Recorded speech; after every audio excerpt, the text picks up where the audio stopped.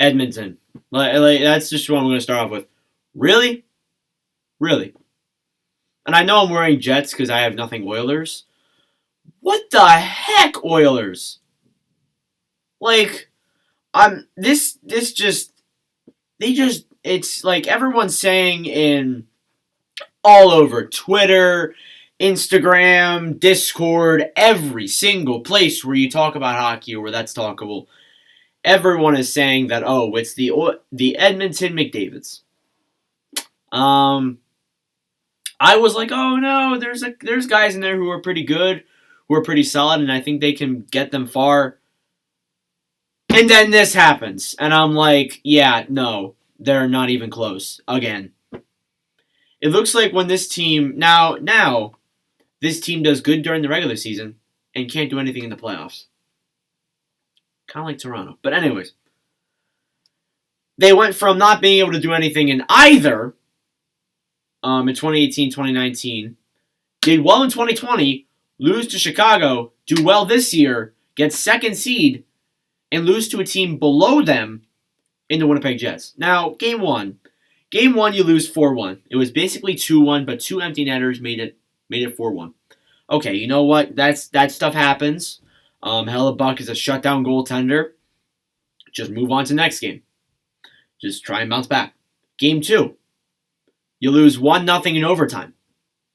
Okay, I guess it happens. You kept it close, except it's not the regular season where you get a point out of that game.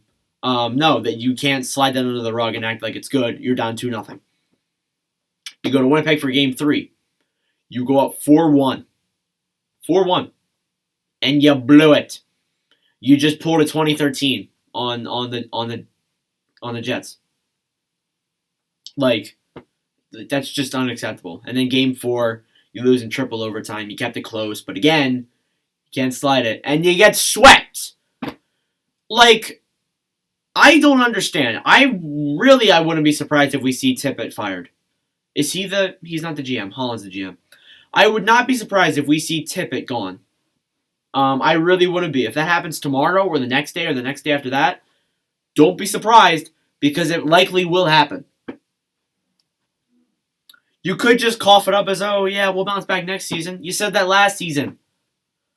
This is just ridiculous, honestly. And everyone's saying like, oh, it's all McDavid. And you know what? It kind of is. Now that I'm looking at it. The Oilers dominated the Jets during the regular season.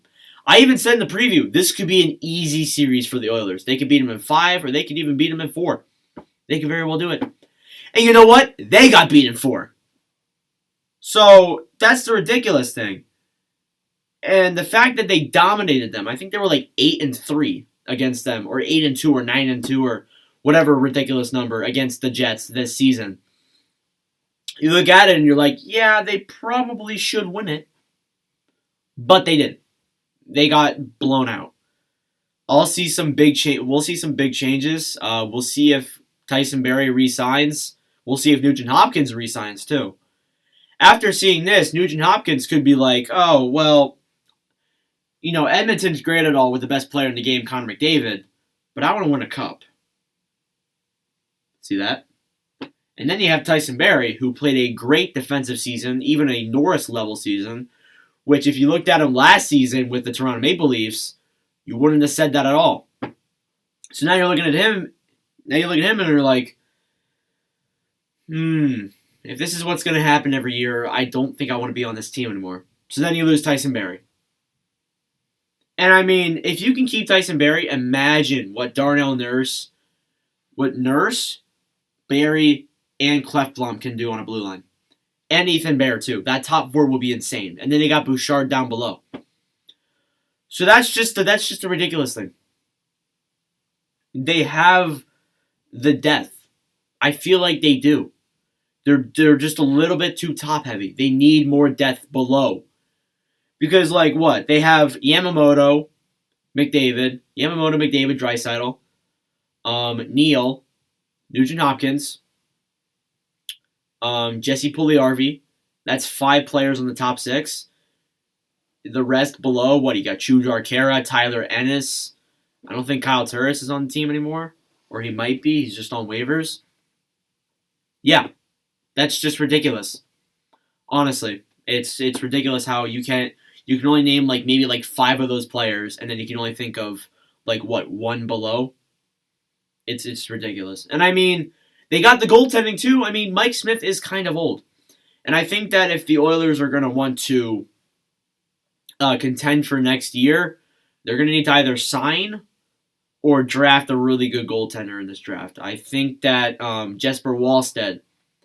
If you're an Edmonton Oilers fan, you might want to look at Jesper Wallstedt. But anyways, I just wanted to talk about the series. I didn't want to talk about the future too much because we'll get into that in a couple weeks when we start doing the review videos. But yeah, thank y'all for watching, for your support. It's been a crazy run as of late. It's another video talking about the Oilers and how much they suck because I have never seen them have success outside of regular season. So yeah, we'll see. Thank y'all for watching, for your support, and I will see you guys in the next video.